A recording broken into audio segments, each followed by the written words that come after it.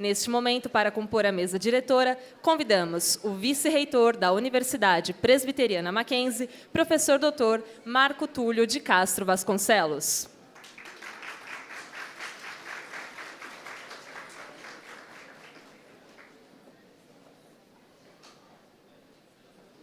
A pró-reitora de Pesquisa e Pós-Graduação da Universidade Presbiteriana Mackenzie, professora doutora Helena Bonito.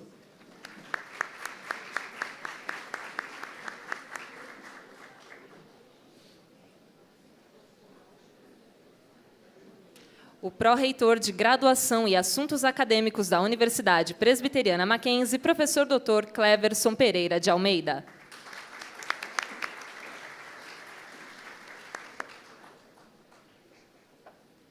A coordenadora de pós-graduação Stricto Sensu, professora doutora Maria Cristina Trigueiro Veloz Teixeira.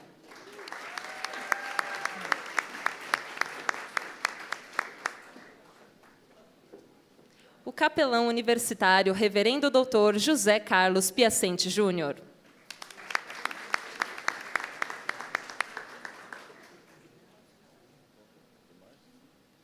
E agora receberemos nosso palestrante, professor Dr. Marcos Vilela Pereira, do Programa de Pós-Graduação em Educação da PUC Rio Grande do Sul.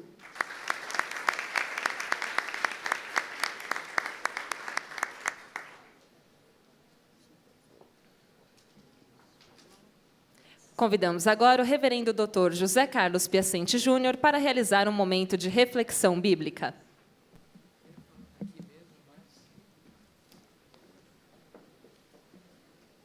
Boa tarde a todos. Sejam muito bem-vindos. A chancelaria da Universidade Mackenzie os recebe com grande alegria. Eu espero que vocês tenham aqui uma grande oportunidade para desenvolverem suas pesquisas. Mas eu vou começar nessa tarde contando a história de um João. Este mundo é um mundo pródigo de Joãos. Eu vou contar a história de um João que é uma história de dor e angústia, pelo menos no início da sua vida. Nasceu numa família onde o seu pai era um açougueiro, sua mãe uma dona de casa, e já na tenra idade experimentou o que é a vicissitude e a dor. A desventura alcançou o seu lar. Ele perdeu seu pai, seus 3 irmãos, ficou apenas ele e sua mãe. Decidiram então que não ficariam mais na Inglaterra e foram então para os Estados Unidos. Era século 17. O pequeno João, com muito esforço, conseguiu se formar. E na cidade onde ele se formou e passou a atuar como professor, ele era conhecido como o professor. Mas a vida reserva muitos sofrimentos. E apenas aos 31 anos, ele foi acometido de tuberculose. Deixou o que ele tinha para que a posteridade se beneficiasse. Ele tinha 400 livros e uma herança que ele deixou para um tribunal da colônia, naquele momento, Estados Unidos, uma colônia. E esse tribunal tomou uma decisão que ele não experimentou, gostaria, mas não experimentou. Fundou uma universidade. Eu estou falando de um João que tem um sobrenome, que é Harvard. A questão é que John Harvard, que não experimentou, não viu o seu sonho realizado, mas deixou tudo claramente conduzido para isso, ele fez isso porque ele acreditava na educação. Mas nunca se esqueçam, John Harvard era um pastor calvinista, como eu sou.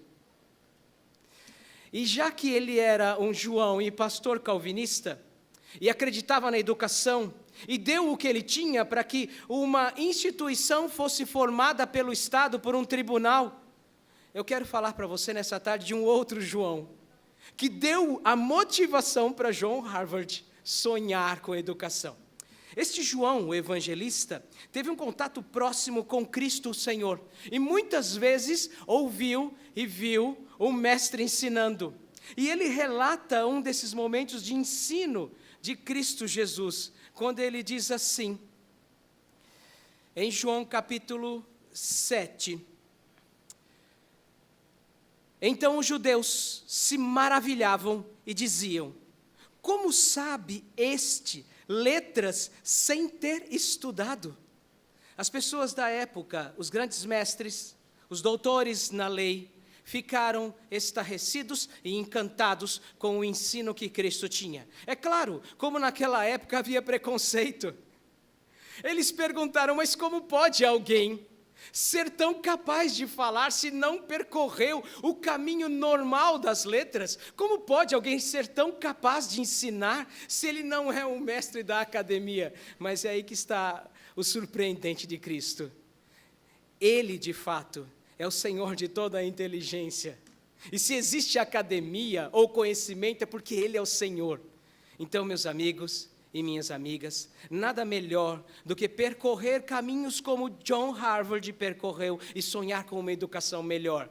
Mas se você quiser fazer isso com a mesma inspiração de John Harvard e ter Cristo Jesus como a tua direção, como o teu condutor, como aquele que move o conhecimento para além dos limites, se você for capaz de aprender com aquele que é mestre por excelência, esta universidade tem as portas abertas para você também.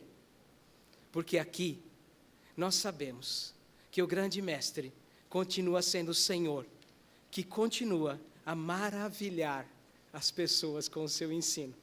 Eu espero mesmo que você seja capaz de encantar as pessoas com quem você fala. Mas não se esqueça de imitar aquele que, antes de todos, maravilhou as pessoas. Deus te abençoe. Eu espero mesmo que você tenha no Mackenzie a expansão de todo o seu potencial acadêmico. Eu espero, de fato, que você seja produtivo. Eu espero mesmo que você produza com qualidade. Nós desejamos isso de todo o nosso coração. Mas saiba que há conhecimentos necessários e eles vêm de Deus. E eles continuam a nos maravilhar. Se você me permite, eu gostaria de fazer uma oração. Essa é uma universidade confessional. E nós temos muito mais do que te oferecer religiosidade. Nós temos que, neste momento, te oferecer também o que nós aprendemos do conhecimento de Deus. E vamos dar graças por esse conhecimento. Então, eu gostaria que você fechasse os seus olhos, se assim desejar, e curvar a sua cabeça, se você assim quiser, para me acompanhar nesse momento de prece. Obrigado, Senhor. Obrigado pela vida de homens como John Harvard, pastores, que sonharam com a educação. Porque na mente do Senhor, no desejo do Senhor, educação e cristianismo jamais estão separados. Preconceitos existem como nos dias de Cristo Jesus. E as pessoas ainda continuam perguntando o que Ele tem para nos ensinar. Mas quando abrimos a Tua palavra e somos maravilhados pelo Teu ensino, nós descobrimos que, de fato, o Senhor tem muito para nos ensinar. Obrigado, Senhor, pela graça e misericórdia de trazer esses queridos e preciosos alunos, mestrandos e doutorandos, para aprender conosco, que possamos ser úteis e abençoadores na vida deles, em nome de Jesus. Amém. Obrigado a todos, que todos tenham um ótimo tempo aqui no Mackenzie. É uma enorme satisfação saudá-los. Saudo primeiramente a mesa, na pessoa do Dr. Marco Túlio, Dr. Cleverson, Maria Cristina, nosso ilustre convidado, Marcos, e nosso querido reverendo Piacenzi. Todo semestre nós temos essa atividade, uma aula magna, que marca o retorno às aulas e às atividades dos veteranos, vamos dizer, e marca também a nossa recepção aos que ingressaram agora, aos recém-ingressantes nos nossos programas. É com grande satisfação também que eu quero registrar que nossa pós-graduação está crescendo com qualidade. Temos 2 novos mestrados profissionais, temos um doutorado recém-iniciado. Isso é motivo de muito orgulho para a Universidade Presbiteriana Mackenzie.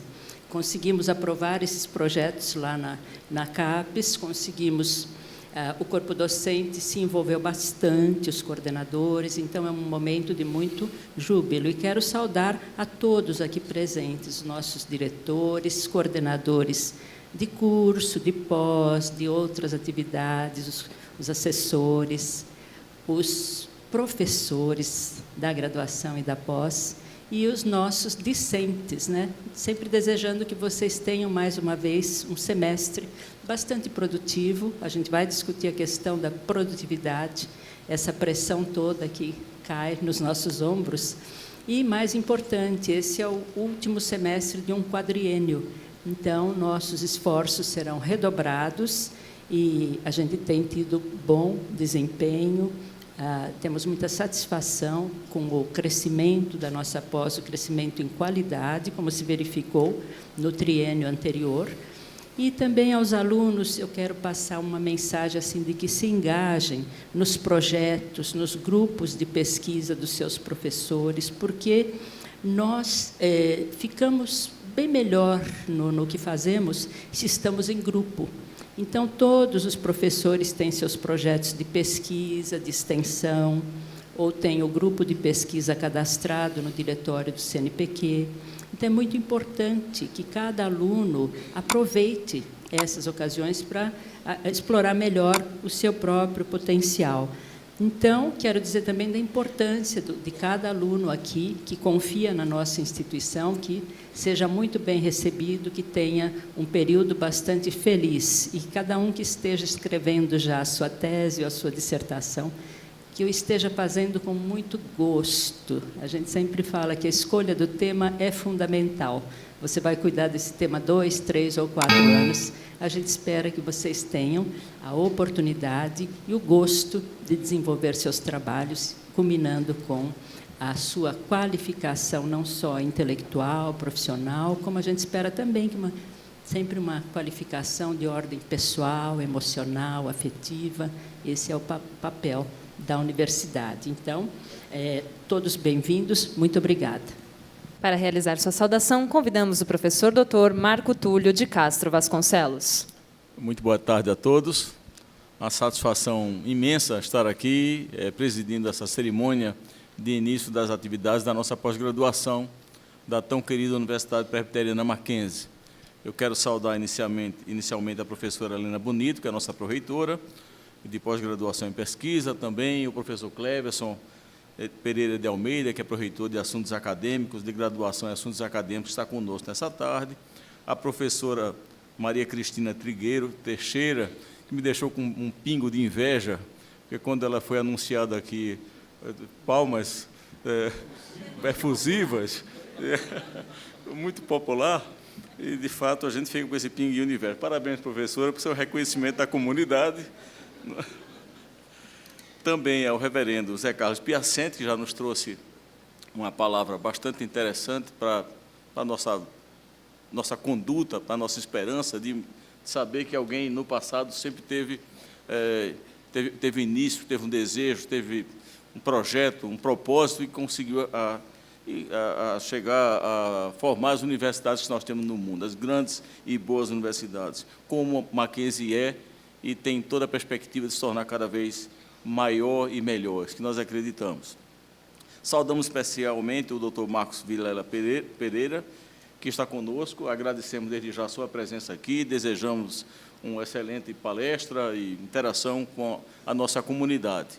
Queria saudar especialmente o professor Marcel Mendes, vice-reitor dessa universidade há bastante tempo, tive a honra de suceder, todos os diretores da casa, coordenadores, professores, que são importantíssimos, e aqueles que fazem a equipe da professora Helena Bonito, porque o nosso desejo, de fato, é ter uma pós-graduação forte, uma pós-graduação produtiva, não é? Sem, evidentemente, usar de mecanismos que criem problemas no nosso clima interno e que nós tenhamos prazer de gerar uma ciência de qualidade que sirva para aproveitamento da nossa sociedade, que ela possa usar os conhecimentos que aqui são gerados para o seu progresso científico, tecnológico, humano, social. Esse é o nosso desejo imenso com o trabalho da pós-graduação. Saudar os alunos que estão chegando também. Foram submetidos a um processo seletivo, são vitoriosos, portanto, porque estão aqui matriculados, e provavelmente com muito ânimo, com muita expectativa, com ansiedade, e nós desejamos que vocês atuem assim durante o período do seu mestrado, do seu doutorado, sem desanimar. Nós estamos numa época de um pouco de desânimo, com notícias não tão boas, Quem sabe até nas Olimpíadas nós tínhamos expectativa de já termos mais algumas medalhas de ouro, quem sabe de prata, não é? Mas nós vivemos alguns períodos difíceis, não só no Brasil, no mundo inteiro. Nós temos vivido conflitos entre nações, conflitos entre grupos, entre empresas. Nós temos frustrações de projetos políticos, de programas sociais, de não ter aquele avanço que nós gostaríamos na qualidade de vida da nossa população, seja na educação, seja na saúde, seja na segurança. E hoje nós passamos um período que as coisas se deterioram um pouco. A gente parece que nós estamos voltando no tempo. Isso causa uma certa apreensão, um certo abatimento. As notícias com relação à aprovação de orçamento público, especialmente do Ministério da Educação, também não são boas, com corte de recursos para a PROAP, corte de programas ou suspensão de programas. Isso tudo nós estamos submetidos. Mas nossa palavra é que nós não nos deixemos nos entristecer, nos abater com essas coisas, porque elas são transitórias. Nós, como homens imperfeitos, as instituições estão repletas de homens, elas passam por enganos, elas se equivocam, e elas muitas vezes são exitosas, outras vezes não, e todos nós, vivendo em sociedade, estamos submetidos ao sucesso de ações, de governantes, de líderes, e assim mesmo a vida de democracia, e nós esperamos que, com as nossas escolhas, através do tempo, nós consigamos escolher pessoas que sejam mais aptas, mais comprometidas, mais honestas, mais sinceras, não é? Mais criativas, para que a gente tenha uma sociedade melhor para todos nós, inclusive para aqueles que estão aqui no Mackenzie. Então, nosso desejo é dizer assim, olha, vamos caminhar nesse segundo semestre de 2016 e pensando já no 2017, com muito ânimo, sim. Nós vamos, apesar das limitações, elas não são impeditivas de nós fazermos um bom trabalho. Não, elas podem atrapalhar um pouco, mas nós não vamos perder a nossa garra, a nossa gana, a nossa alegria, não é, naquilo que nós devemos fazer. E eu sei que os senhores são experientes, vividos, já contribuíram, a maioria dos professores que estão aqui, sabem como tirar mais água da pedra, mesmo no momento da dificuldade. Então, é a nossa palavra de saudação, aqui trazendo a palavra das escusas do nosso reitor. Ele está preso numa reunião de trabalho até o momento, não pôde vir, pediu que eu viesse aqui representá-lo. Então, é uma palavra, então, de saudação a todos, um desejo de um trabalho extraordinário, dizendo que a universidade está atenta, acompanhando com a sua equipe de pós-graduação e pesquisa ao andamento das coisas que acontecem no mundo, do nosso Brasil e do nosso ambiente interno aqui. E estaremos a postos para que a gente possa corrigir os rumos que precisarão ser corrigidos e apoiar sempre as boas iniciativas que elas sempre aparecem aqui. Então, é essa a nossa palavra, desejando mais uma vez ao professor Marcos um excelente trabalho, parabenizar a professora Helena, a professora Maria Cristina, desejo uma ótima condução aqui à frente dessa palestra dessa tarde. Muito obrigado, então. Permaneci um pouquinho para fazer uma breve apresentação do currículo do professor Dr. Marcos Vilela Pereira. O professor é licenciado em Filosofia, doutor em Educação, professor titular do Programa de Pós-Graduação em Educação da PUC do Rio Grande do Sul.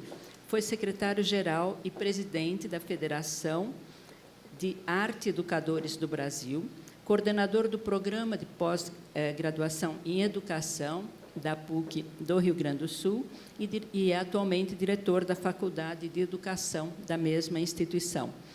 Coordenador do Comitê Científico da AMPED, editor associado da Revista Educação da mesma instituição, foi diretor da rede de ensino do município de Santo André, é assessor na equipe da Secretaria de Educação Básica do MEC e para a redação da Base Nacional Comum Curricular, coordenador do Centro de Educação Básica da PUC do Rio Grande do Sul. É também pesquisador 1B em Produtividade em Pesquisa do CNPq, autor de vários livros, em especial Estética da Professoralidade, e de mais de 40 artigos científicos publicados e outras tantas produções. Então, está com a palavra o nosso convidado. Bem, em primeiro lugar, eu agradeço muito o convite da Maria Cristina e da Helena. e saúdo o reverendo, o senhor Marcos Túlio, o senhor Cleverson, a Luísa, os colegas que estão me recebendo aqui nesse momento, em especial, um agradecimento que eu sempre faço para a professora Miriam Celeste Ferreira Dias Martins, que é uma irmã de outros tempos, de uma parceira de longa data, eu e Estela, que está ali no meio do auditório também. Não faz um ano que eu estive exatamente nesse auditório, quando a gente estava fazendo o primeiro simpósio do grupo de pesquisa em arte e na pedagogia, discutindo exatamente essas questões relativas ao ensino de arte. Então, um ano depois, voltando ao Mackenzie, é realmente um grande prazer. Eu espero que a minha fala possa contribuir, de alguma maneira, com algumas questões, algumas reflexões que a gente possa fazer. Em conversa, justamente com a professora Maria Cristina, a ideia é que a gente ponderasse algumas questões relativas ao produtivismo e à produtividade. E, quando conversamos sobre a estruturação dessa aula, dessa ideia, o que ela me dizia era uma aula que, de alguma maneira, introduz a carreira, né, um momento importante na carreira acadêmica de mestrandos e doutorandos, dos diferentes programas de pós-graduação dentro do Mackenzie, e que aí a ideia era poder falar a respeito dessa ideia da produtividade. Que eu pretendo organizar a minha fala em 3 momentos. Um primeiro momento, montando um pouquinho, apresentando um panorama, um pouquinho desse contexto no qual vocês acabaram de ingressar. Quem está ingressando no mestrado está acabando de chegar nesse lugar, quem está entrando no doutorado já passou pelo mestrado em outro momento e está adentrando nesse campo, nesse mundo. Então, contar que mundo é esse, onde é que vocês vieram parar e como é que se chegou ao ponto em que se chegou. Então, brevemente, um pouco de contexto a respeito disso. Depois, tocando no ponto de vista da produtividade e do produtivismo, que é um aspecto bastante importante, eu acho que, sob certo aspecto, aterrorizador e atemorizador para quem está começando a carreira acadêmica, descobrir que se estabelece em cima de nós um fantasma, que é o fantasma da avaliação, pautada em critérios que são quantitativos, então, portanto, isso nos joga numa jornada, às vezes, de difícil manejo, e aí, portanto, com algumas armadilhas, e eu vou falar de 3 armadilhas que frequentemente se colocam no nosso caminho, e, por fim, tentar ponderar, assim, bom, e o que a gente faz com isso? Corta os pulsos? Não. Então, o que a gente faz com esses caminhos daí para diante? Então, espero fazer uma fala objetiva e que a gente possa conversar a respeito de alguns desses pontos que, para vocês, possam estar fazendo sentido.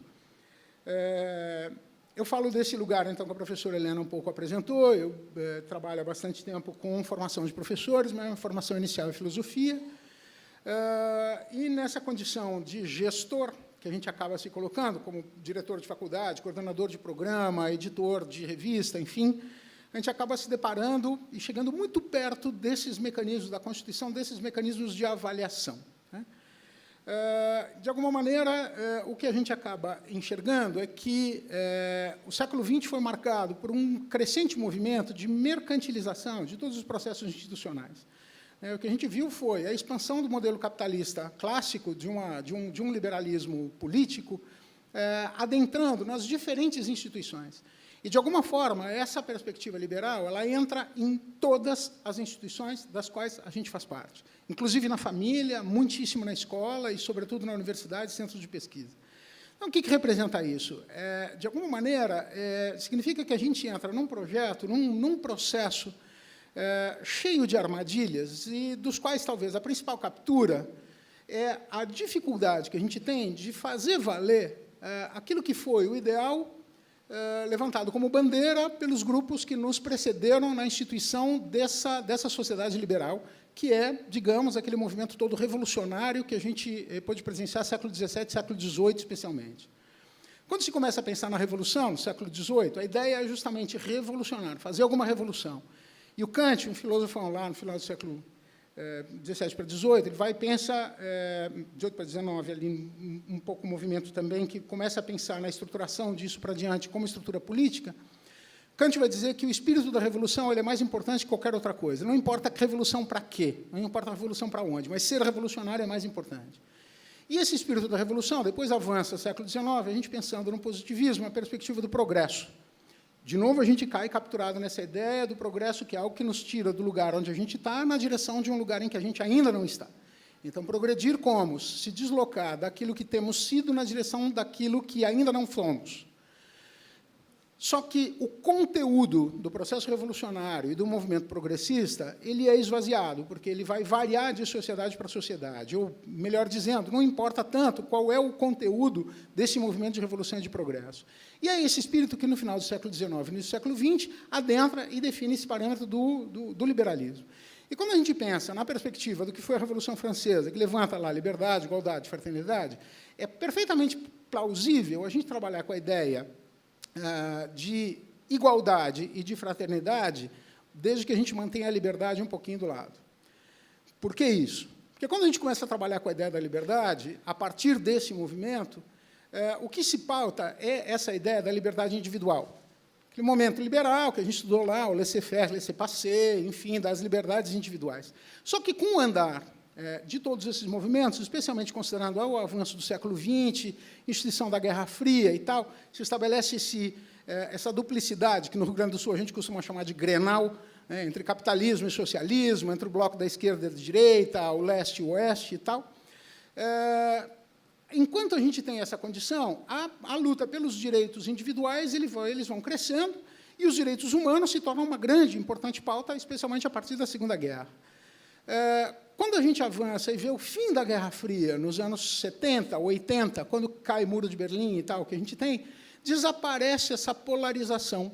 E o mundo inteiro se organiza em torno do bem comum, né? Um projeto mundial, de ordem mundial. Então, aí a preocupação é meio ambiente, é a população, quer dizer, são os grandes movimentos de massa planetários.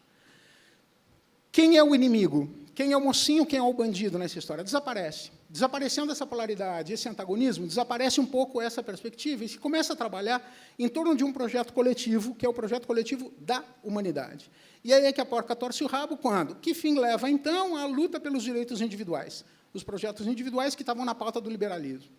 Onde é que a gente deságua na entrada desse século XXI? Numa incompatibilidade, numa impossibilidade de alinhar sempre e de maneira satisfatória projetos individuais e projetos coletivos. O que, via de regra, a gente está vivendo hoje é ou eu opto por projetos coletivos, e aí eu vou ter que renunciar a alguns projetos individuais, ou eu batalho e luto por projetos individuais e eu vou ter que abrir mão de projetos coletivos. E aí o que a gente tem é essa tensão entre indivíduo e coletividade, entre parte e todo, que nos joga num movimento que é pelo que eu estou trabalhando. Pela minha pesquisa, que é a minha dissertação, a minha tese, ou pela relevância disso para a comunidade científica e tal, onde está. Então, a vida de vocês na relação com seus orientadores, vocês vão ter que montar um projeto, vão ter que escrever uma introdução de uma dissertação e de uma tese, que vão ter que mostrar a relevância da escolha do seu tema de pesquisa e da pesquisa que estão fazendo. E aí o grande desafio é, relevante para quem? Se é relevante para vocês, se é relevante para mim, em certa medida, ou será para mais alguém, mas na medida em que a gente não opera numa perspectiva de unanimidade e de consenso de forma mais absoluta, alguém vai sair perdendo com esse negócio. Porque se eu trouxer a brasa para a minha sardinha, alguma sardinha vai ficar sem brasa embaixo. E se eu pensar que eu preciso trabalhar a serviço da coletividade, bom, eu vou ter que renunciar a alguns sonhos individuais.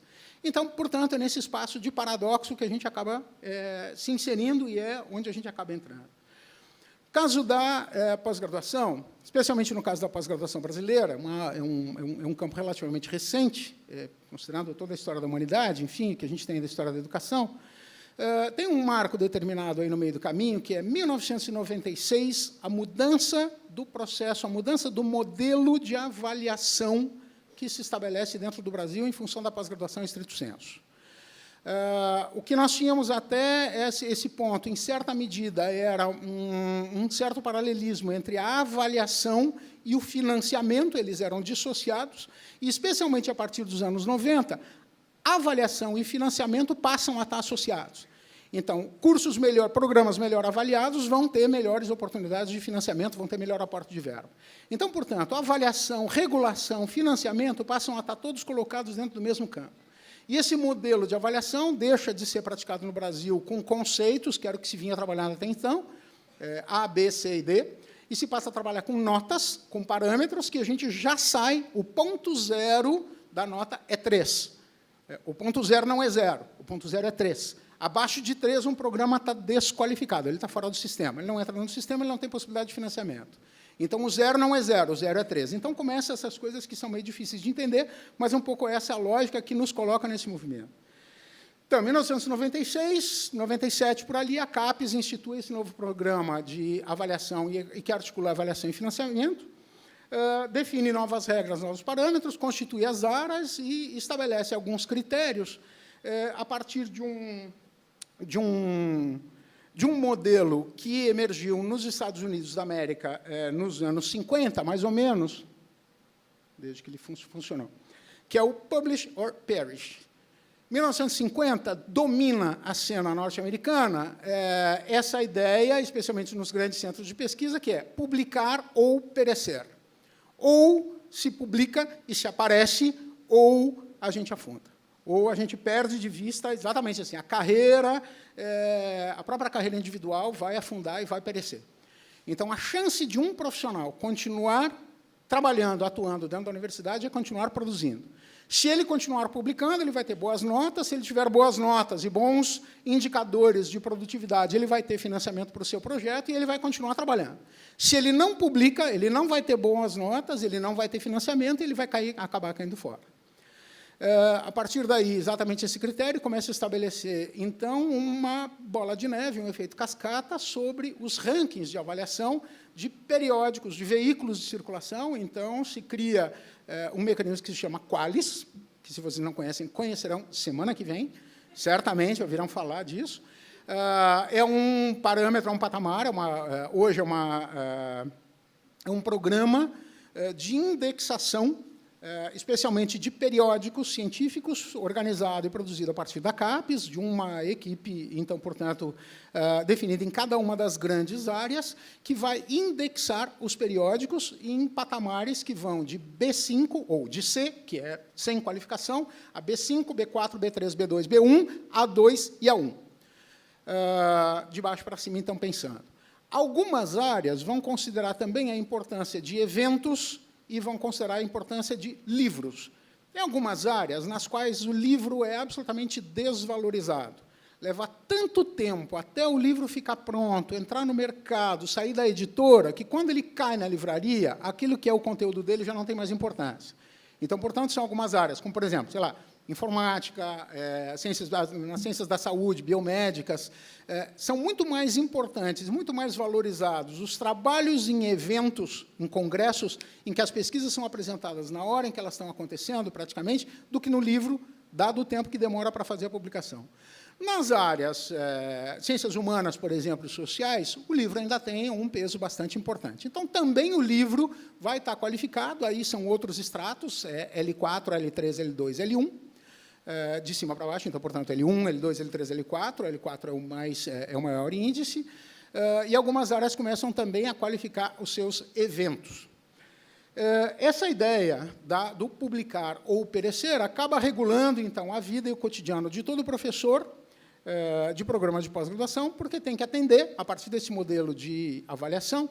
A CAPES exige que, sistematicamente, antes era trienal, agora quadrienal, nós temos que apresentar a proposta do programa, para ser avaliado por um conjunto, uma comissão de área que fará a avaliação, dentro do que deve estar apresentado o plano de credenciamento docente. Ou seja, quais são os critérios para que um professor continue sendo professor dentro de um programa de pós-graduação. Cada área vai definir os seus estratos, e, nessa perspectiva de avaliação, que eu disse para vocês que o 0 não começa no 0, mas começa no 3, a escala de avaliação dos programas vai, então, de 3 a 7, considerados de 3, 4 e 5 para os programas que têm mestrado, e 6 e 7 aqueles de excelência, então, que também têm doutorado e que podem chegar nesse patamar, então. No caso, por exemplo, de um professor, de um docente pesquisador pretender ser credenciado num programa 7, que é um programa de excelência, ele tem que ter índices ótimos, índices excelentes de publicação e de produtividade. Isso significa que não apenas a quantidade deve ser significativa, mas também a qualidade dos veículos deve ser expressiva. Então, portanto, publicação só em veículos A2 e A1, alguma coisa assim, é exatamente esse gesto, rainha de copas, senão cortem-lhe a cabeça. Então, um pouco essa é a ideia. Aquilo que não cabe dentro do modelo é tirado fora. No caso brasileiro, isso é curioso pensar, na centralidade que a pós-graduação assume dentro das universidades. Sistematicamente, a gente vem percebendo, aqui no Mackenzie ainda temos as pró-reitorias, pesquisa e pós-graduação, enfim, graduação separadas, mas algumas universidades vêm trabalhando a perspectiva da pesquisa e do desenvolvimento de maneira dissociada. Mas, ainda assim, não é possível pensar pós-graduação sem pesquisa. É muito difícil sustentar e financiar pesquisa sem o financiamento associado ao financiamento da pós-graduação, com bolsas, com aportes, com insumos, especialmente de verbas públicas. Por exemplo, para vocês terem uma ideia, um programa que, digamos, ele tem a nota 6 ou 7 num quadriênio, e ele repete essa nota 6 ou 7 no quadriênio seguinte, ele ingressa num patamar de excelência e passa a fazer parte do chamado PROEX, que é o Programa de Excelência de Financiamento da CAPES, com um carrinho de mão cheio de dinheiro todos os meses, enfim, com uma série de rubricas para poder implementar e tal. Então, portanto, o que a gente tem é uma grande corrida na direção de sempre atingir os patamares estabelecidos para aumentar a nota. Como a regra do jogo é clara, e ela é pública, ela é tornada pública, todo mundo sabe quais são os critérios de avaliação.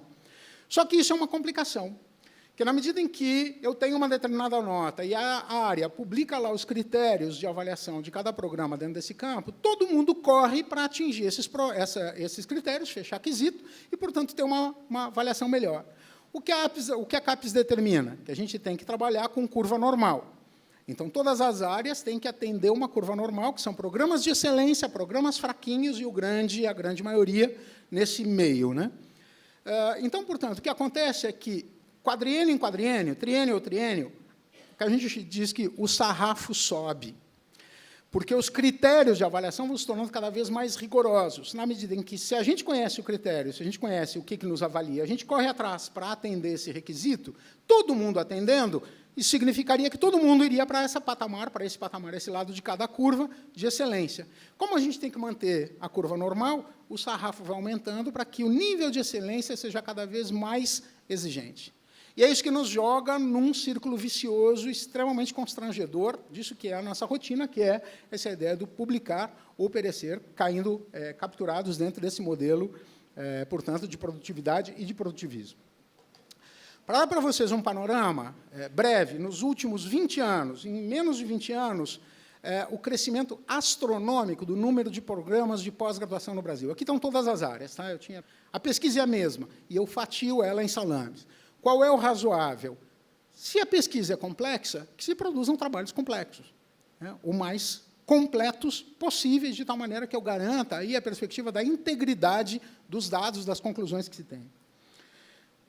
Terceiro aspecto, evitar extensas citações ou paráfrases, porque é um pouco isso, assim, bom, conforme já dito em pesquisa anterior, uma página e meia, será que é tão impossível trabalhar essa ideia de um outro jeito? Como trabalhar com isso? Então, evitar extensas citações ou paráfrases de aspectos-chave do trabalho, ou livros que, ainda por cima, poderiam ser considerados como violação de direitos autorais.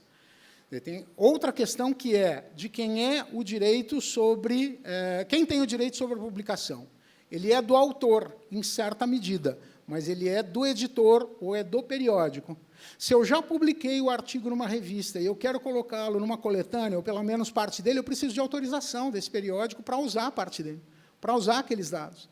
Porque, a princípio, quando eu publico em algum veículo científico, alguns dos veículos científicos com os quais a gente trabalha, significa que eu estou transferindo a propriedade do direito de circulação desses dados. Por isso, a perspectiva do copyright, enfim, e há o impedimento, por exemplo, da gente fazer fotocópias de livros em qualquer botequim de esquina e copiar livros inteiros, por exemplo. Por quê? Porque estamos violando as regras do direito autoral. E o direito autoral não é só do autor. Mas diz, não, mas o texto é meu. Ok, o texto é teu, mas quem publicou fui eu. Então, portanto, eu tenho parte nisso e isso precisa ser negociado. Então, evitar extensas citações e paráfrases, até para não ficar caindo nesse risco que é ser capturado pela perspectiva aí de acusação, por exemplo, de violação de direito autoral. Por último, uma questão meio óbvia, mas é estabelecer um mínimo de inovação para um trabalho com relação a trabalhos anteriores. Né? O que se diz é que o autoplágio não deve exceder 20% ou 30% no novo trabalho, dependendo da área. Há áreas, por exemplo, no caso das ciências humanas e sociais, é razoável que até 30% de um texto seja replicado. Por quê? Porque tem princípios, tem análises, tem conclusões, tem preceitos, tem paradigmas que não vão alterar. Eu não vou mudar de uma década para outra. Às vezes, de um século para outro, eu não estou mudando. Então, portanto, eu tenho preceitos que vão permanecer. Agora, tem outras áreas que não, que vão admitir muito menos. Na área, especialmente, como eu estava falando, biomédica, saúde, vão admitir muito menos quantidade de texto copiado e autocitado como uma condição de plágio. Então, tem que entender, vocês têm que entender que programa vocês estão, qual é a área que os regula e como trabalham esses parâmetros e os critérios de avaliação. Segundo aspecto, exatamente esse que eu falava agora, a ciência salame, o que se chama de ciência salame, que é o fatiamento, que é uma decorrência, que é a multiplicação de textos oriundos de uma única investigação. Com certeza, vocês já ouviram algum palestrante, algum colega, algum conhecido, alguma figura da área de vocês, pela terceira ou quarta vez dizendo praticamente as mesmas coisas num outro congresso. Mas é a mesma coisa que o cara disse no ano passado, eu estou vendo ele dizer do mesmo jeito. Eu estou vendo isso, mas isso aqui já estava publicado no ano passado, eu estou lendo aquilo, não teve grande modificação. O que acontece? Isso é evidência disso que se chama de ciência salame, que é uma mesma pesquisa gerar produtos muito parecidos. Muito parecidos, eles têm muita relação entre eles. Mas, como eu modifico algumas estruturas, eu trabalho com paráfrase, eu não estou plagiando, eu não estou me plagiando, mas eu estou fazendo com que essa ideia apareça em diferentes veículos.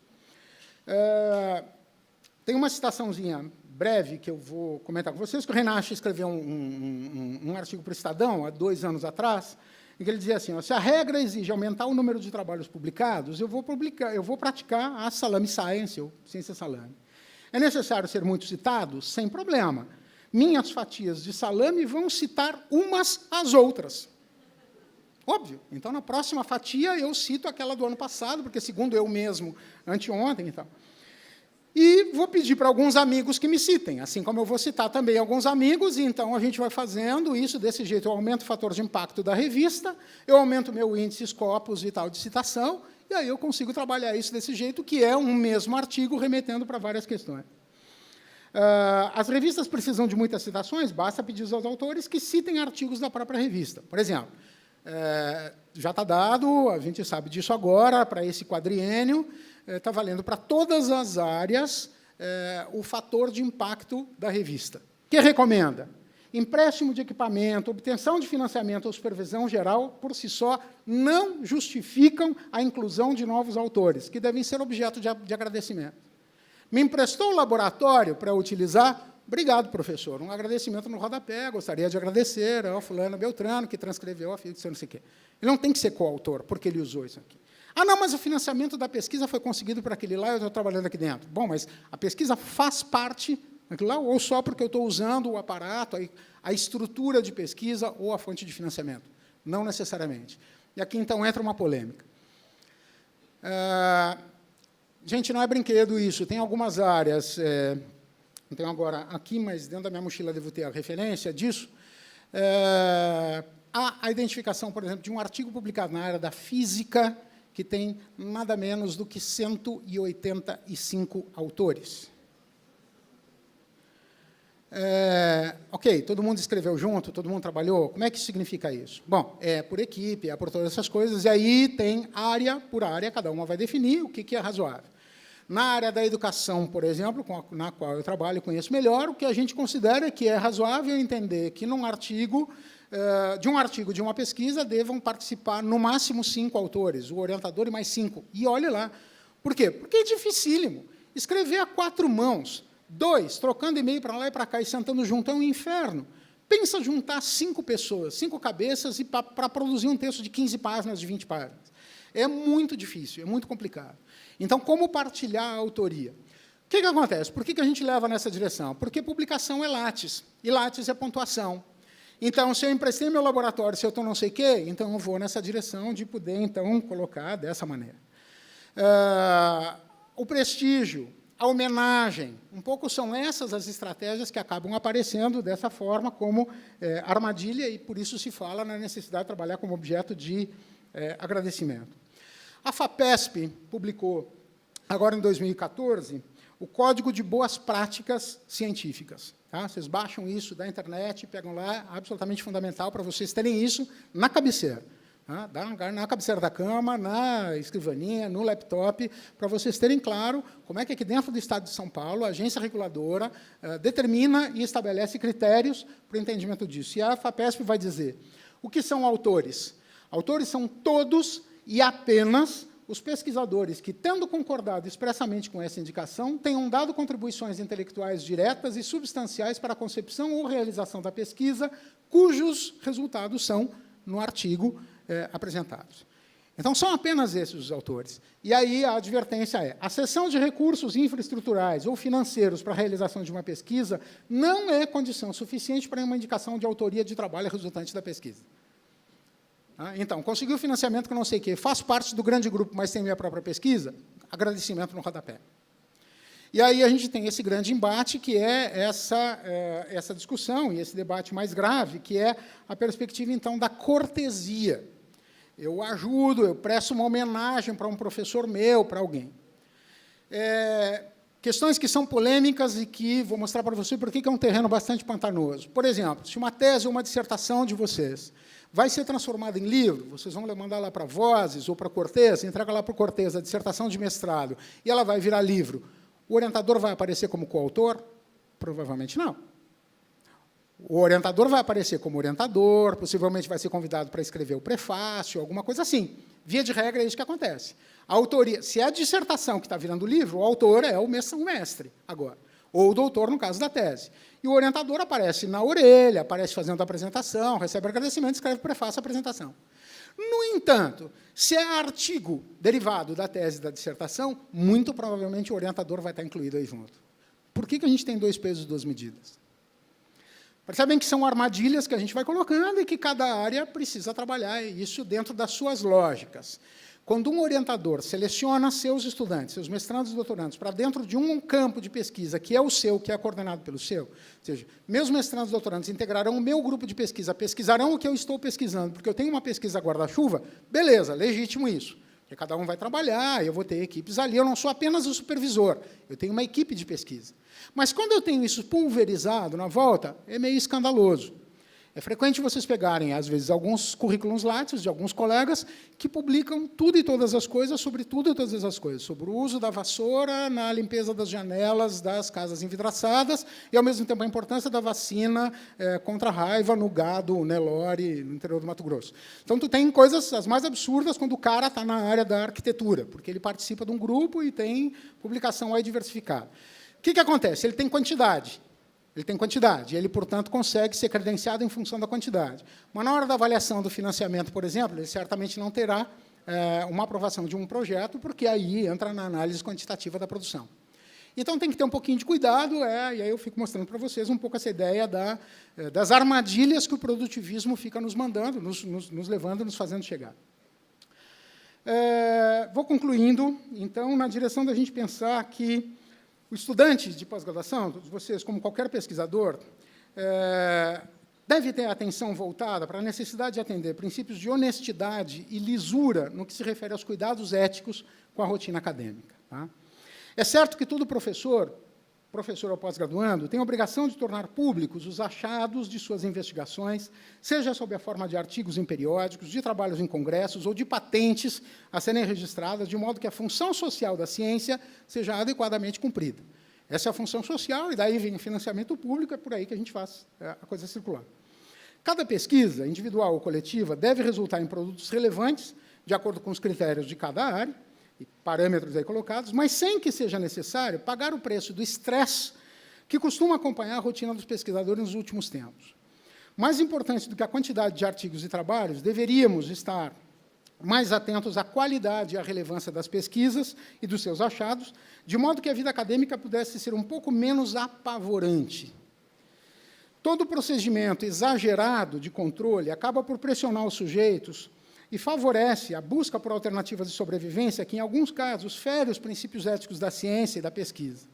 Subterfúgios como esses que eu acabei de apresentar, plágio, autoplágio, ciência salame, autoria múltipla, frequentemente aparecem no caminho dos pesquisadores como uma chance de atender às exigências do sistema e escapar da sanção acadêmica de ser pensado em apresentar por área e tal, mas aí, pensando em todas as áreas. Em 1998, há menos de 20 anos atrás, 18 anos atrás, nós tínhamos 1.253 programas.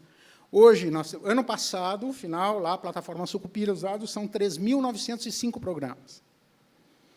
Isso é uma Babilônia de programas de pós-graduação.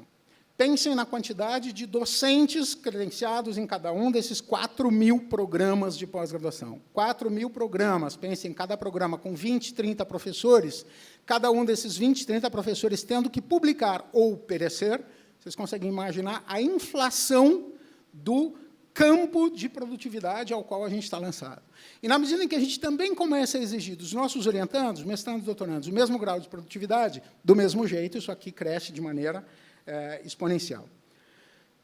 Óbvio que aí é fácil da gente enxergar, isso aqui é tirado de dentro do Ministério da Ciência e Tecnologia, do relatório lá do Plano Nacional de Pós-Graduação, é o parâmetro de titulados por curso de 87 a 2008.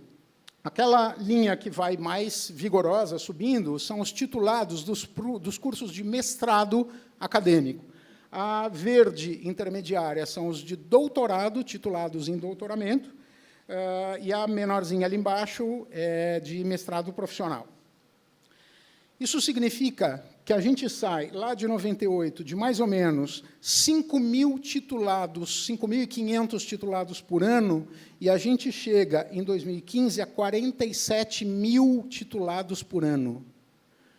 47.000 mestres e doutores titulados por ano no Brasil. Por isso eu estou dizendo, esse é o contexto, essa é a conjuntura na qual a gente está inserido, e da qual vocês hoje fazem parte. E, portanto, pensar em qual é o grau de concorrência que a gente tem nas revistas, nos eventos, para conseguir publicar os nossos artigos, para conseguir fazer entrar dentro do cenário, exatamente dentro dessa regra do publicar ou perecer. Agora, o que precisamos é achar espaço para 47.000 titulados ano saindo nessa totalidade. Desculpe, isso não é ano, isso é número total, isso é número absoluto. 47.000 titulados, doutores e mestres soltos no país, querendo publicar, ocupar revistas, ocupar congressos, ocupar editorias, enfim, o que a gente tem. Então, o que acontece? Obviamente, quando a gente chega nesse número astronômico, não há como manter um controle de qualidade. A qualidade, progressivamente, vai dando espaço à quantidade. E o critério passa a ser eminentemente quantitativo sobre aquele que é qualitativo. O que significa isso? Que a gente vive no que se chama de cultura da performatividade. Eu tenho que parecer e aparecer. Eu tenho que parecer mais do que efetivamente eu sou. É mais importante o meu látis do que aquilo que eu efetivamente consigo ser. Se eu tiver um látis muito bem trabalhado e muito bem montado, eu tenho boa chance de conseguir financiamento por uma agência. Se o meu látis estiver mal preparado ou mal informado, não adianta eu ter uma boa qualidade, eu ter um bom fator de impacto da minha produção sobre uma determinada área, se eu não tenho essa perspectiva de performance dentro do mundo e dentro da realidade. Enfim, são muitas as produções que vêm colocando em questão e que vêm discutindo essa distorção que, progressivamente, vem fazendo com que a realidade do pós-graduando, tanto do professor, pesquisador, quanto do estudante, se transforme nessa grande gincana, ou essa grande corrida pela publicação. E aí é que eu queria falar um pouquinho ainda apresentando para vocês o crescimento do número de publicações científicas no Brasil. Quando a gente pensa, é a linha azul, tá? A vermelha é percentual só, ela aparece como percentual. O número de publicações científicas no Brasil, ele cresce exponencialmente, passando de mais ou menos 2.500 para cerca de 20.000 publicações científicas indexadas. É isso que faz parte todo o panorama aí de Qualis. Cada revista dessas tem um corpo editorial, tem um corpo de pareceristas ad hoc, tem um fluxo de recebimento de artigos constantes. Eu sou editor da revista Educação, na PUC do Rio Grande do Sul, um dos editores adjuntos. A gente recebe, em média, 80 artigos por semana para serem avaliados. Significa 80 artigos por semana. O que a gente tem é um corpo hoje de editoria ad hoc adjunta para fazer a triagem desse material, para não mandar todo esse material para os avaliadores ad hoc lá na ponta, porque é impraticável. Essa quantidade é estratosférica, e a gente não faria outra coisa senão avaliar trabalhos para revistas, né? Um pouco essa é a nossa rotina, e, enfim, é para onde vocês estão, onde vocês estão chegando. Aonde isso nos leva? Eu chego, então, no segundo ponto segunda parte da minha fala, apresentando um pouquinho as armadilhas que aparecem no nosso caminho quando a gente é capturado por esse modelo produtivista.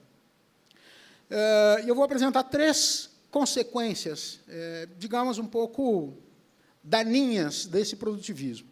A primeira delas diz respeito a plágio e autoplágio. Como a gente consegue dar conta de produzir coisas novas o tempo todo, o tempo inteiro, durante tanto tempo? Não dá. A questão é muito difícil. Pesquisar leva tempo. Estudar leva tempo. Vocês sabem disso, entrando no mestrado, 2 anos é muito pouco tempo para produzir uma dissertação com consistência, com tudo isso. Então, portanto, a gente pensa, olha o grau de profundidade, de complexidade que demanda um trabalho de pesquisa. Como é que eu desmantelo uma pesquisa e gero produtos acadêmicos para dar conta dessa gincana, dessa roda viva de produção? No meu programa, por exemplo, para que a gente seja credenciado e recredenciado, nós temos que ter uma pontuação lá, que são 200 e tantos pontos anuais em produção acadêmica. Isso significa média de 2 artigos, no mínimo B1 por ano. Para que eu consiga publicar 2 artigos por ano, o quanto eu tenho... Não é a coisa mais simples do mundo. É entrar nessa gincana, nessa disputa de um espaço extremamente concorrido de periódicos que estão correndo atrás.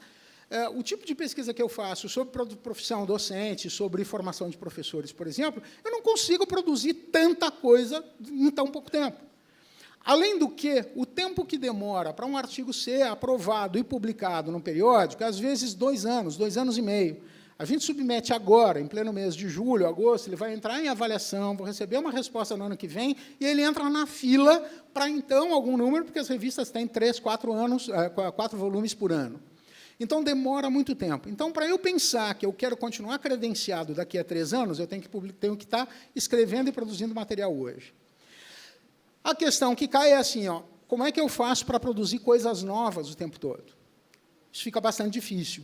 Como é que essa quantidade de gente, que eu penso, então, essa quantidade de titulados em mestrado e doutorado, essa quantidade de pesquisadores em todas as áreas, qual a nossa capacidade de produzir coisas inéditas e relevantes ainda dentro desse mundo?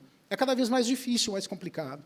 Então, o que acontece? A gente se dá conta que, nos últimos tempos, premidos por esse movimento, a gente cai nessa armadilha que é o plágio e o autoplágio.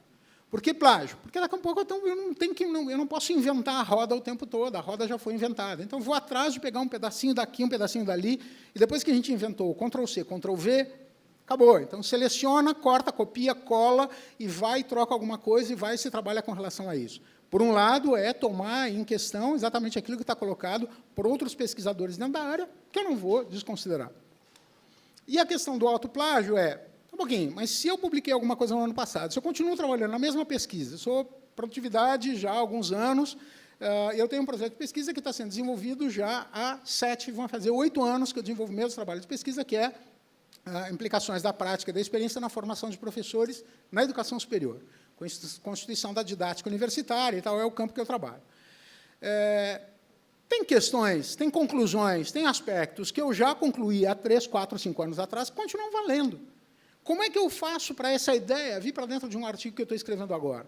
Eu acabo me autoplagiando.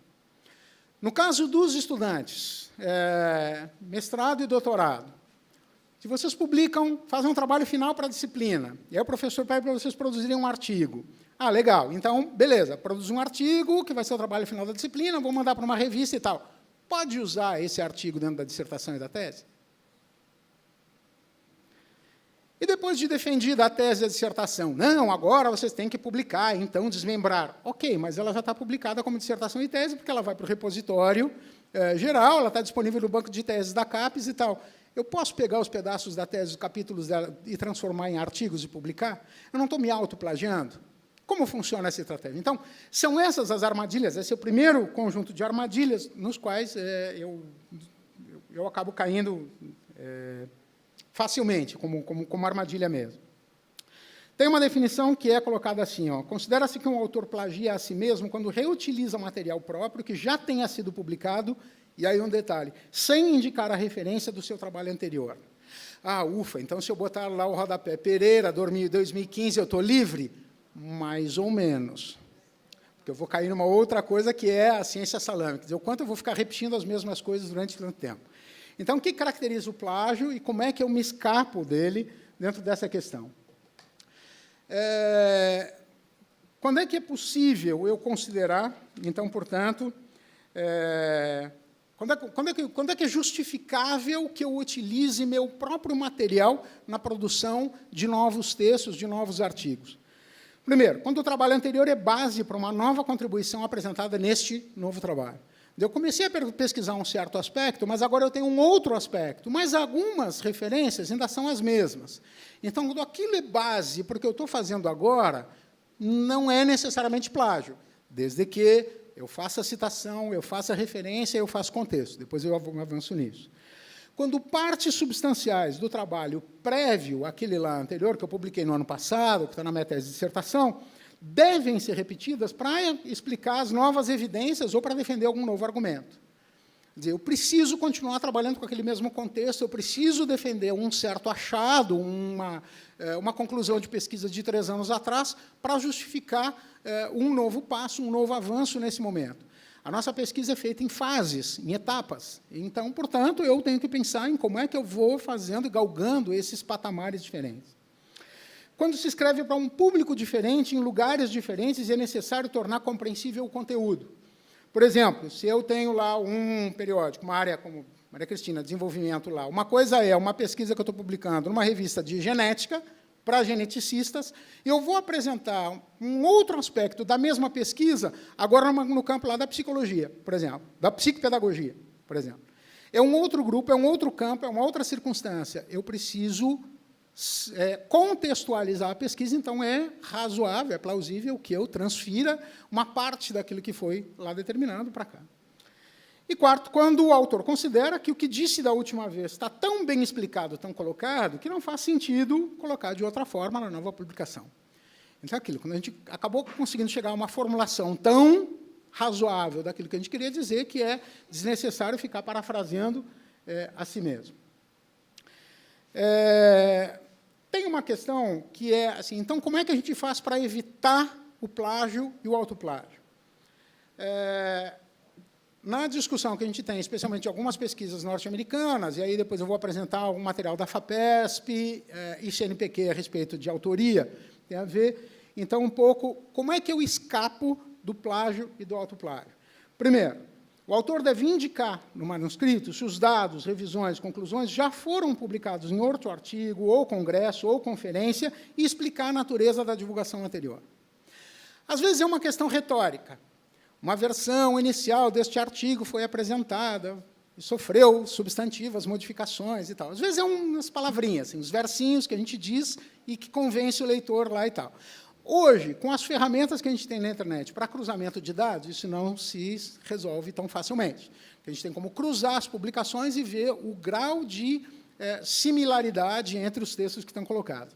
Mas, minimamente, uma nota de rodapé na apresentação dizendo que uma versão inicial da pesquisa, uma versão inicial desse trabalho, foi apresentada, submetida em debate e tal, e era outra circunstância, é razoável para que, pelo menos, o autor diga, eu não estou agindo de má fé, eu sei que esse material já foi publicado em outro lugar. Então, minimamente, eu não produzo provas contra mim. Segundo, se um estudo é complexo, isso é uma outra questão, a necessidade de eu apresentar como um trabalho abrangente. Vou apresentar esse outro segundo aspecto logo em seguida, que é o que a gente chama de ciência salame. Por que ciência salame? Porque a gente pega uma pesquisa grande, complexa, enorme, corta em fatias, como quem corta o salame, e publica em pedacinhos, em diferentes revistas, manda para diferentes congressos. Eu pego uma mesma pesquisa, com uma grande introdução, mas assim, a introdução é a mesma, e eu tenho só um aspecto que eu mando para um certo congresso de educação, e eu mando para um outro congresso que é de arte, eu mando um outro congresso que é de educação básica. Como é que se mede o fator de impacto da revista? Não é o fator, não é o índice de citação do artigo, é da revista. Como é que o fator de impacto da revista é medido? Em função das citações de artigos da revista. Então, o que a gente acaba percebendo nos artigos que a gente está recebendo? Os autores que estão mandando artigos para a nossa revista Educação começaram a incluir artigos da própria revista Educação, de edições anteriores. Por quê? Porque eles sabem que, com isso, a revista vai ter um impacto melhor, um impacto maior. Então, portanto, eles vão ter uma publicação num periódico que hoje é A2 e com um alto fator de impacto. A gente começou a perceber, porque recebe artigos de diferentes áreas e tinha um número razoável de autorreferência, ou seja, artigos dentro de um campo que citavam outros artigos da própria revista Educação da PUC. Mas, frequentemente, agora, recentemente, os artigos começaram a aumentar o número de artigos da própria revista Educação citados aí dentro. Então, a questão é essa: se vocês vão mandar um artigo para uma revista do Maranhão, entrem nessa revista, nos números anteriores, e vejam alguns artigos que podem ser citados. Então, portanto, tira um pedacinho, recorta uma frase e cita. Com isso, vocês vão contribuir para aumentar o fator de impacto da revista e, portanto, a publicação de vocês vai ser melhor pontuada. Fácil, né? Então, é esse jogo, essas artimanhas que acabam nos levando dentro desse jogo. Qual é o efeito nocivo, qual é a complicação dessa questão que se chama, então, de ciência salame? O comprometimento do impacto dos resultados, diminuindo a relevância da pesquisa. Eventualmente, eu fatio tanto a minha pesquisa e eu fragmento tanto os resultados e as conclusões que eu posso, com isso, diminuir a relevância dos resultados nas diferentes abordagens. E, se eu perco de vista a completude da pesquisa, eu corro o risco de induzir os futuros leitores, futuros pesquisadores que utilizarão esses dados a equívocos de análise e de interpretação. Por quê? Porque eles não têm o todo da pesquisa. Porque eles têm o contexto e um aspecto, o contexto e um outro aspecto, o contexto e um outro aspecto. Nessa medida, ou eles vão correndo atrás de nós, assim, feito arqueólogos, e vão mapear nossa produção, tentando restaurar os 5, 6 artigos que derivam daquela pesquisa e tentar trabalhar com esse corpus inteiro, ou eles correm o risco de usar 1 ou 2 artigos apenas e, com isso, tomar em análise dados bastante fragmentários e, portanto, limitados do ponto de vista do que seja o entendimento da integridade dessa produção. Quando é que isso é razoável? Quando eu estou fazendo um estudo de longa duração. Hoje comentávamos, Maria Cristina e eu, na Universidade Federal de Pelotas, no Rio Grande do Sul, existe um centro de pesquisa em epidemiologia que faz os estudos longitudinais mais significativos e importantes na área da saúde no Brasil, hoje. Por exemplo, a coorte de nascidos no ano de 1980, no município de Pelotas, é acompanhada até hoje, em aspectos como escolaridade, desenvolvimento, crescimento, peso, altura, doenças mentais, infecciosas, enfim, o que quer que seja. Então, portanto, eu tenho uma equipe de pesquisa que está trabalhando desde 1980, com o mesmo grupo de sujeitos. Então, portanto, há aí a justificativa para que a pesquisa seja sempre apresentada de maneira fragmentada. Qual é a estratégia? Eu faço remessa sempre ao corpo inicial da pesquisa. Eu preciso ancorar o meu novo artigo naquilo que é a base lá de referência.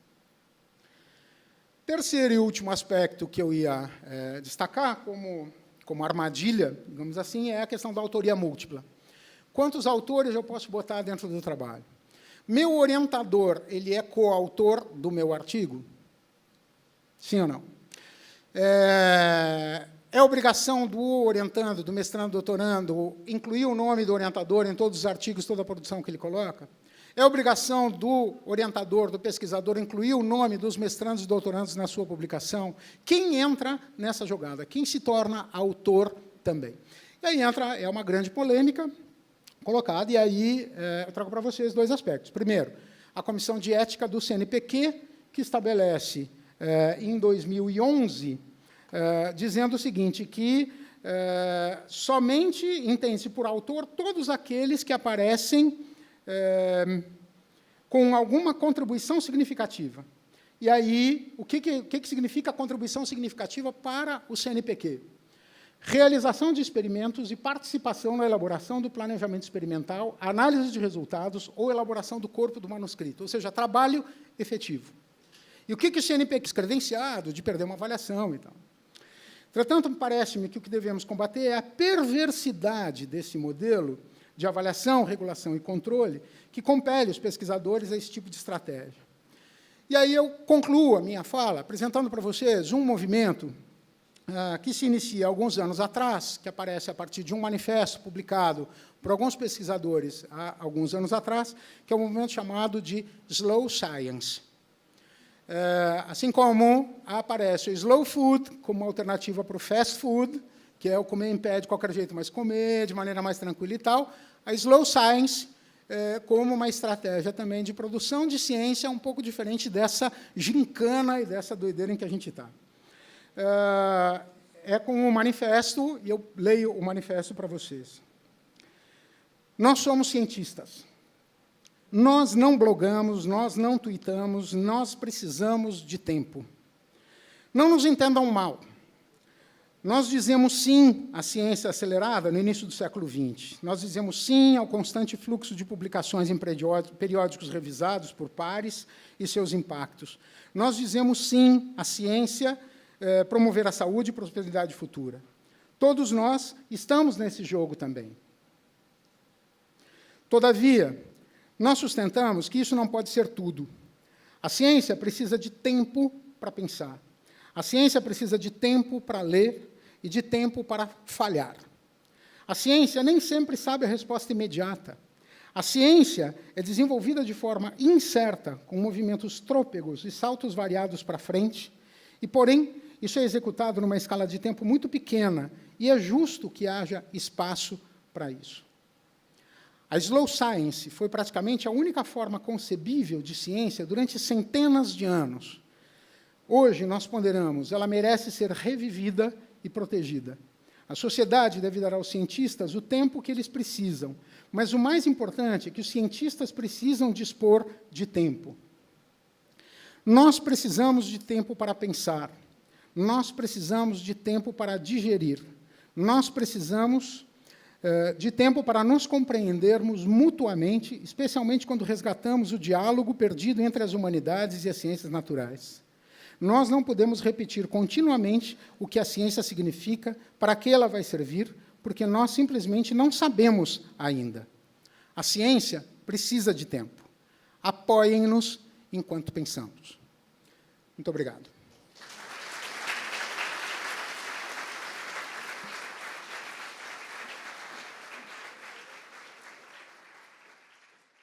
Boa tarde, professor. Tudo bom? Eu queria agradecer a palestra e fazer uma pergunta. Eu sou Vladimir, do curso de mestrado profissional em Economia e Mercados, coordenador do curso e recém começando e enfrentando, desde a época do projeto, a questão do produtivismo.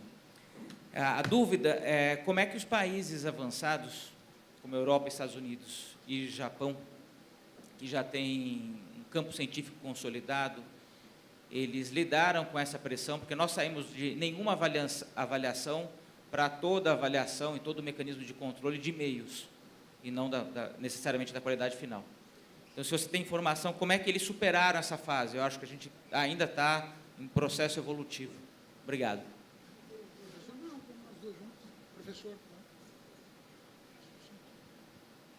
Professor, esse assunto é um assunto que tem sido visto aí em tudo quanto é lugar, mas meus parabéns, porque você irrigou com algumas questões extremamente importantes. É só como ele é um assunto complexo, quer dizer, a gente pode levar aí alguns dias discutindo, eu queria só fazer referência ao fato de que a universidade ela é um componente extremamente importante no apoio aos pesquisadores e na regulação dessas questões que a gente vê aí, que não são muito legais, tá certo? Eu esqueci de me apresentar, meu nome é Julião Braga, eu sou estudante de doutorado do Programa de Pós-Graduação de Engenharia Elétrica e Computação, aqui do Mackenzie. E só para citar uma questão importante que a universidade não prestigia os pesquisadores, os estudantes, ou lá, é que, por exemplo, o Google Escola, quer dizer, a minha tese de mestrado, a minha dissertação de mestrado, não está no Google Escola, quer dizer, não está. Se alguém fizer referência a ela, eu não vou ter a referência dessa dissertação. E quem é que tem que fazer isso? É a universidade que tem que fazer. E assim com alguns outros trabalhos que a gente participa. Só esse comentário aí do papel da instituição. Tá? Pode ser mais uma questão? Mais uma questão?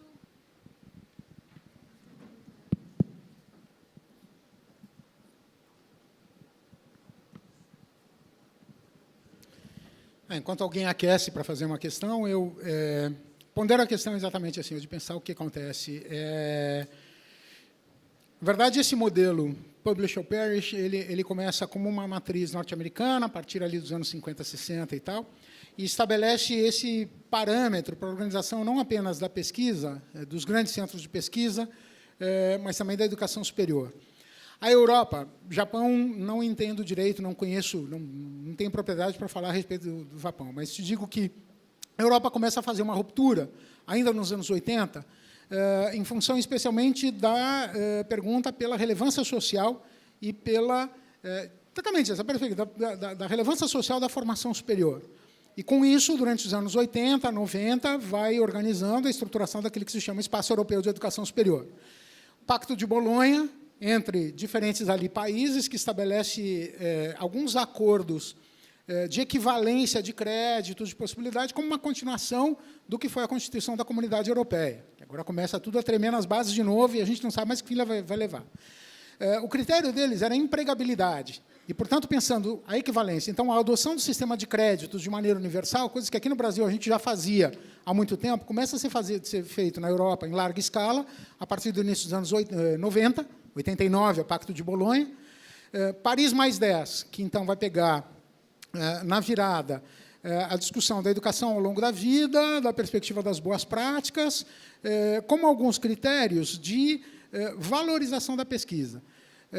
O que acontece é que, para continuar mantendo esse sistema de equivalência entre as universidades, a partir do início do século XXI, agora, no início dos anos 2000, é estabelecido na Europa um parâmetro muito similar a esse da CAPES. E a gente vê, não sei na tua área se isso acontece, mas no campo da educação isso aconteceu fortemente nos primeiros anos, agora do século XXI, a oferta, digamos assim, europeus se oferecendo para vir gratuitamente. Se tu quiser, eu pago a minha passagem, mas eu vou para o Brasil para fazer uma palestra, me consegue um curso para eu dar na tua faculdade. Por quê? Porque eles precisam engrossar o, digamos, látis dele, o currículo deles. Porque, da mesma maneira, eles passam a ser avaliados. Esse sistema de avaliação pontual que a CAPES implementa aqui no Brasil a partir de 96, 97, é na virada de 99 para 2000 que começa a ser praticado em larga escala na Europa.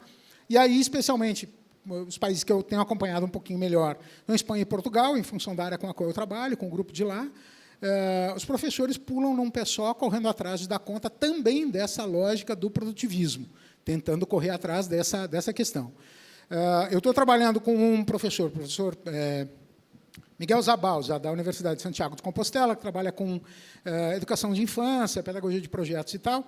A gente está organizando, eu trabalho como editor associado também na revista da Reladei, da revista ibero-americana de educação infantil, e a gente está mexendo na revista para qualificar comitê editorial, periodicidade, explicitação, mesmo os critérios que o Cielo exige aqui como indexador, algumas agências estão exigindo dos periódicos na Europa. Então, por exemplo, a Reladei não costumava indicar, num artigo, a data de submissão e data de aprovação, que isso é critério para o Cielo hoje.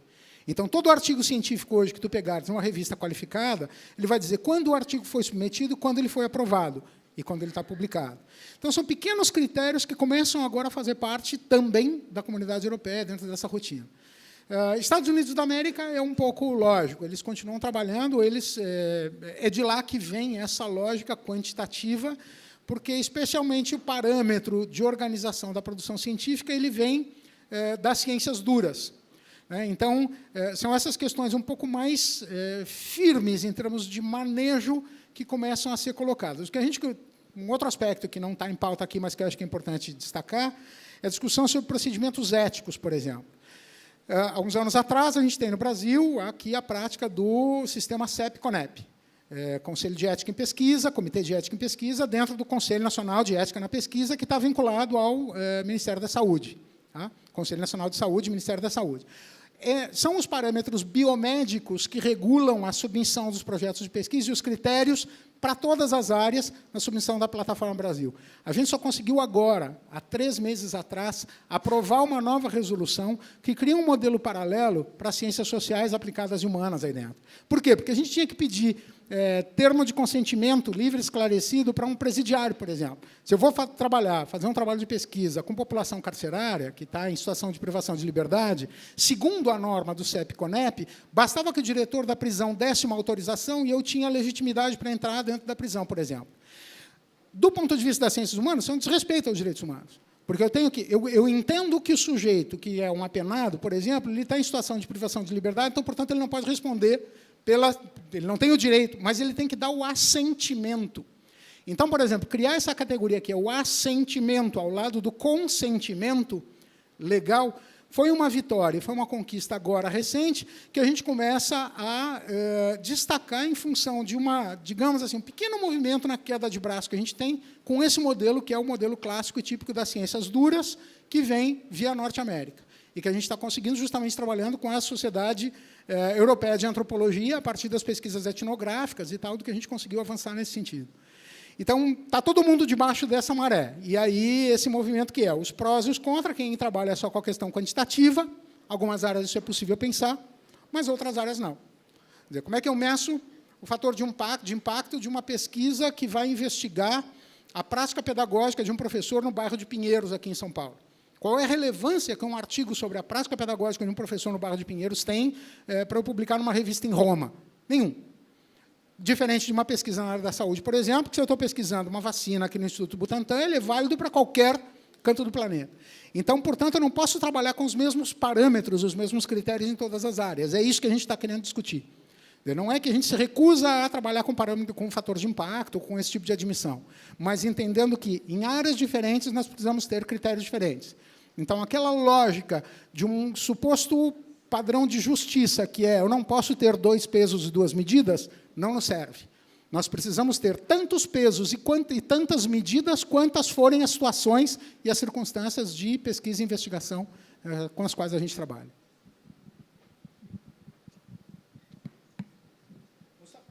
Por favor.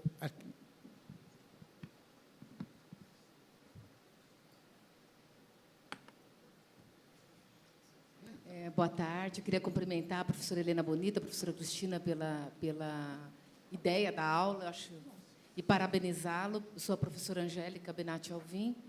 Eu sou diretora da Faculdade de Arquitetura e, atualmente, estou como presidente da Associação Nacional de Pesquisa e Pós-Graduação em Arquitetura e Urbanismo.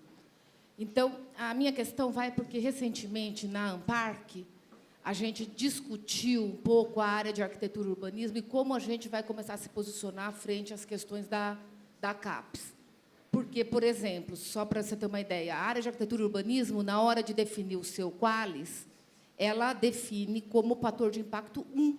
E ela quando chega entre as 48 áreas, ela é irrelevante, mas é o que a área trabalha e como a área trabalha. E a CAPES, por outro lado, estava até o último mandato do professor Arlindo, uma série de grupos de trabalhos tentando valorizar a produção qualitativa e a pesquisa local, o impacto da pesquisa local. E agora se desmontou isso, mais uma vez, a gente volta de novo no quantitativismo e a última notícia que a gente teve do nosso coordenador de área é que a avaliação vai ser igual à avaliação do triênio anterior, ou seja, estava se construindo um processo para se ir em direção à qualidade e, de repente, a gente tem um retrocesso. Então, a minha pergunta, eu gostei muito do seu manifesto, eu acho que a professora Cristina está de parabéns, inclusive porque a gente coloca aqui nós discutimos muito isso, né, professora Helena, as áreas que se contrapõem, áreas que produzem com muita gente, áreas que produzem de forma autoria isolada, e a gente sempre procurou aqui no Mackenzie respeitar essas especificidades. Mas não é fácil se posicionar no Sistema Nacional de Pós-Graduação. Então, não seria o caso da gente começar, não sei como que vocês estão pensando, mas eu acho que pensar nas associações, nesses movimentos, para, de fato, fazer uma discussão no âmbito nacional para tentar se mudar isso. Porque se a gente não... Acho que nas universidades a gente tem que tentar se encaixar no Sistema Nacional, mas, por outro lado, nós, pesquisadores, devemos começar a defender as especificidades das áreas cada vez mais. Eu acho que perante esse sistema. Como fazer isso? Então, não sei se vocês já estão fazendo algum percurso, se a gente pode pensar em possibilidades de discussão futura. Obrigada. Tu tocas numa ferida, Angélica, que é justamente o debate de que morder a língua aqui, não posso falar em Fora Temer, nem em Escola Sem Partido, nada disso, assim, não posso. Mas é para esse lugar que a gente vai, enfim, assim, desliguem gravadores e bora lá. É o debate sobre a democracia, tá? Sobre o processo democrático. E quando se pensa num país do tamanho do Brasil que pretende estabelecer sistemas nacionais. Um sistema nacional ele pretende ser um marco regulatório universal, com valor universal. Só que todo sistema que pretende operar com valor universal, ele pretende, no máximo, ele consegue trabalhar numa medida de consenso das bases, daquilo que é referência. Dificilmente, praticamente impossível, dificilmente se opera um modelo sistêmico universal com base em unanimidade. Tu tem consenso, mas não unanimidade. Por que isso? Porque toda ideia que se torna universal num determinado momento, eu vou pensar, o Sistema Nacional de Pós-Graduação, ela em algum momento foi uma ideia particular. Ela foi uma ideia de alguém. Alguém que, em alguma mesa, em alguma circunstância, negociou dentro de um grupo e fez com que essa ideia tomasse corpo, construísse um elenco de equivalências e, portanto, de alianças, de tal maneira que essa particularidade, essa visão particular, vá progressivamente galgando degraus nessa estrutura até atingir o patamar de universal. No momento que ela se torna universal, ela passa a reger todo mundo, aqueles que concordam com ela e aqueles que não concordam com ela. O que se tem que entender é que, num espaço democrático, o fato de uma ideia universal estar aí estabelecida, seja por um sistema de assembleia, de votação, ela não é unânime, e não precisamos trabalhar com essa perspectiva. Por quê? Porque eu não posso exigir do outro a renúncia às suas idiosincrasias, às suas posições, a favor de uma ideia geral.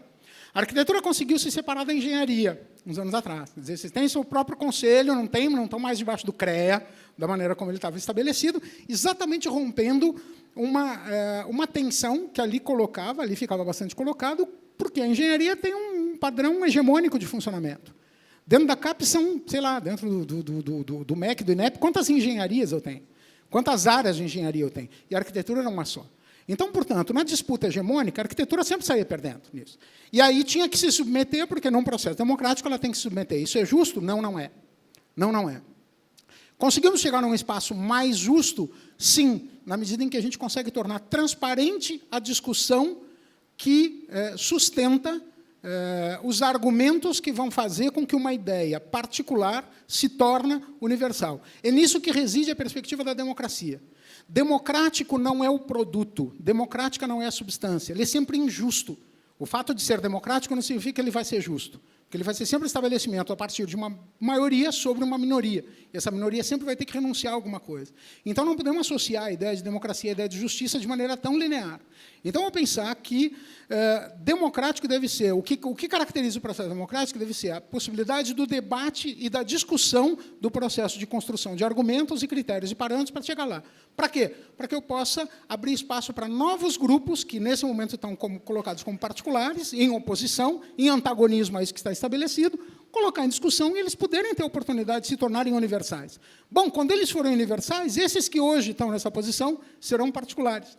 Então, portanto, vai ter sempre esse movimento. Então, pretender a provisoriedade, pretender a precariedade, a provisoriedade do sistema é mais importante do que ter um sistema. Talvez o grande equívoco que a gente tem hoje no Sistema Nacional de Pós-Graduação é que ele se pretende eterno, se pretende muito duradouro. Uma dúvida que a gente tem, um Plano Nacional de Pós-Graduação que pretende estabelecer parâmetros para 10 anos. 10 anos não é muito nessa velocidade que a gente tem? Será que a gente voltar aos 5 anos, aos planos quinquenais, não seria mais razoável? A gente trabalharia uma provisoriedade maior das metas, daquilo que está estabelecido, para poder reavaliar? Talvez isso nos colocasse nessa direção. Então, pensar na temporalidade, no intervalo de tempo de duração ou de perduração de uma determinada proposta. Vai resolver? Não, não vai. Não, não vai. Se colocar assim, é isso que o Arlindo estava na diretoria de avaliação, substituindo o Lívio, e agora está o Abílio. Então, sai um, entra o outro, troca. O Abílio já foi antes e agora está de novo, e ele é gaúcho, enfim, trabalhava como assessor dentro da universidade que eu trabalho, sou com quem eu trabalho junto, mas reconhecendo assim, que são projetos diferentes. São projetos completamente diferentes.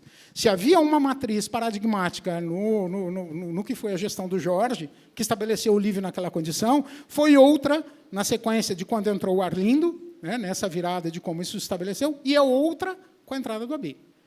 Então, o que a gente vai ter? Sucessão de modelos, e é nisso que a gente vai apostar. Não posso pretender a eternidade. O que eu tenho que cuidar é que, para cada vez que um modelo desses entra em cena, ele não se torne objeto de controle e sanção sobre os sujeitos que estão fora dele. Que o que acontece é que, se ele funcionar dessa maneira, em 2 meses, 3 meses de gestão, um gestor vai aniquilar o trabalho acumulado de anos anteriores. Então, o que eu tenho que pensar em programas de continuidade, como na área da saúde, por exemplo, tu tem.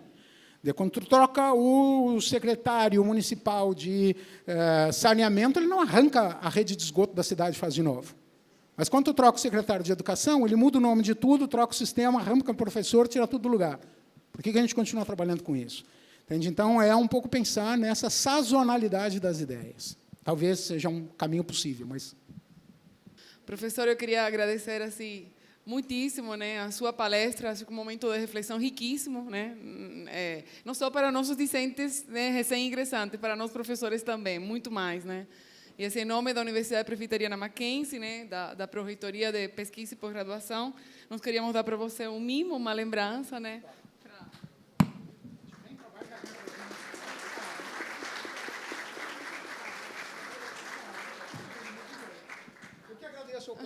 Eu que agradeço a oportunidade do convite. É sempre legal a gente socializar um pouco e polemizar as ideias quando a gente sai do lugar.